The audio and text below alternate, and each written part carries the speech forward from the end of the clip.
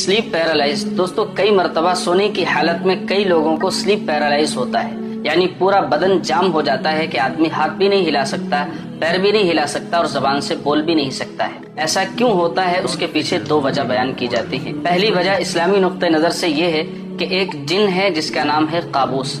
جب یہ کسی انسان کے اوپر سونے کی حالت میں قابض ہو جاتا ہے تو یہ کیفیت پیرالائز کی پیش آتی ہے۔ اور دوسری وجہ سائنٹیفکلی یہ بیان کی جاتی ہے کہ جب انسان بہت زیادہ گہری نیند میں ہوتا ہے تو اس کے دماغ کا کنیکشن اس کے بدن سے ٹوٹ جاتا ہے، جس کی وجہ سے پورا بدن وقتی طور پر پیرالائزڈ ہو جاتا ہے۔ اور ایسا اکثر اس وقت ہوتا ہے جب آدمی بالکل سیدھا یا بالکل الٹا لیٹا ہوا ہو۔ قربان جاؤں اسلام پر اور نبی پاک صلی اللہ علیہ وسلم کے احکامات پر کہ جنہوں نے نہ صرف سیدھا اور الٹا لیٹنے سے منع فرمایا بلکہ سونے کے آداب بھی بتائے ہیں۔ اگر کوئی شخص اسلامی طریقے کے مطابق سوتا ہے تو اس کو سلیپ پیرالائز نہیں ہوگا۔ اسلامی طریقہ یہ ہے کہ جب بھی آپ سوئیں تو وضو کر کے سوئیں اور سیدھی کروٹ پر سوئیں، اور سونے سے پہلے معوذتین یعنی قل اعوذ برب الفلق، قل اعوذ برب الناس پڑھ کر اپنے پورے جسم کے